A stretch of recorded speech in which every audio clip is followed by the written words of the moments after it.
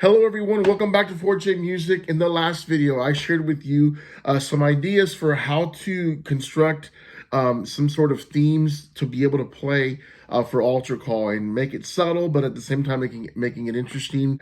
In today's video, I want to talk to you about one of my favorite topics, which is Spanish worship, okay? And I grew up, this has happened to be kind of like, people ask you, are you a Cowboys fan? Well, you grew up in the 90s watching Emmitt Smith and Troy Aikman and Michael Irvin and those guys dominate.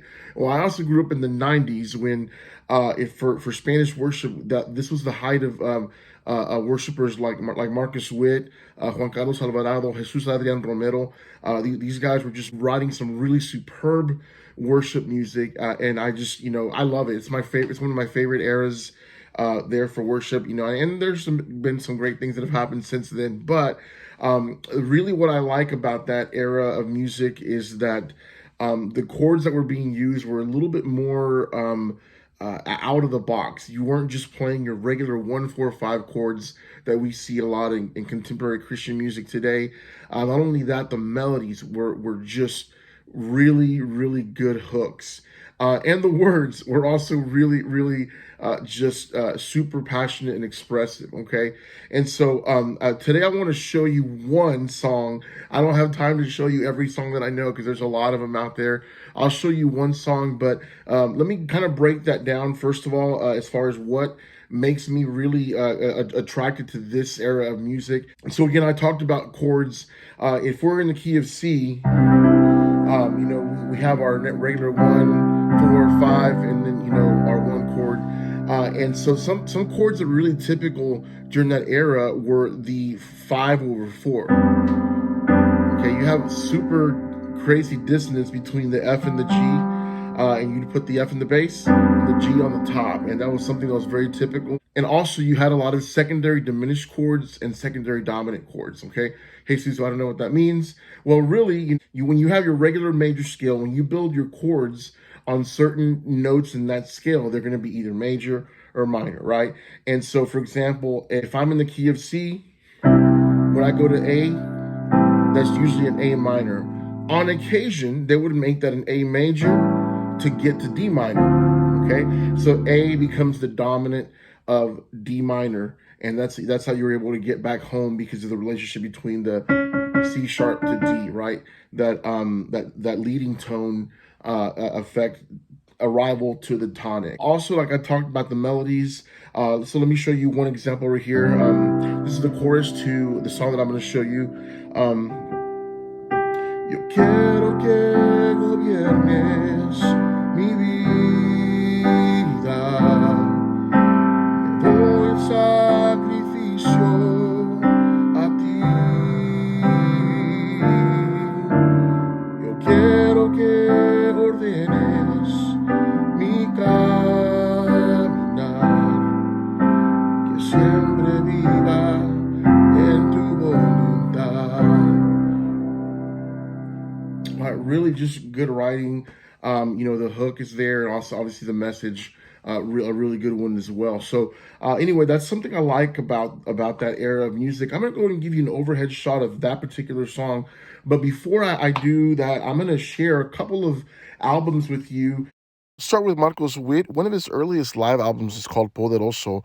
On this album, you'll find the song that I'm going to be sharing with you in a moment, A Ti, and other staples like Tu Fidelidad. All right, this one is The Mother Lode. It was originally released in 1991, and they just released a remastered version of it in 2016. One of the things I like about the songs at the end of the album is that they're just about the essence of God. You're talking about His Majesty, Him being King, things like that. They're very simple songs, but a lot of the worship that we hear nowadays is more about me and my feelings and all that good stuff. And so that's totally not what they do here, which is something I really appreciate. All right, this album by Juan Carlos Alvarado is probably one of the most special to me. It's how I learned how to play piano, and so that's why it means a lot to me. And obviously the songs there on the side B are the ones that really, I grew from both spiritually and musically. And of course, we have Jesus Adrian Romero.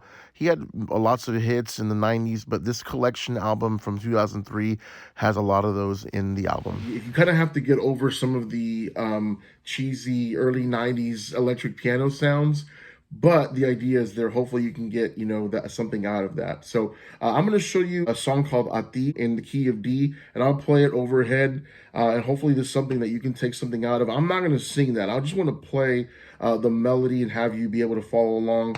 And I'll go ahead and put the chords underneath there as well so you can see what I'm doing. But really, again, you want to make sure you have some sort of melodic interest there as well.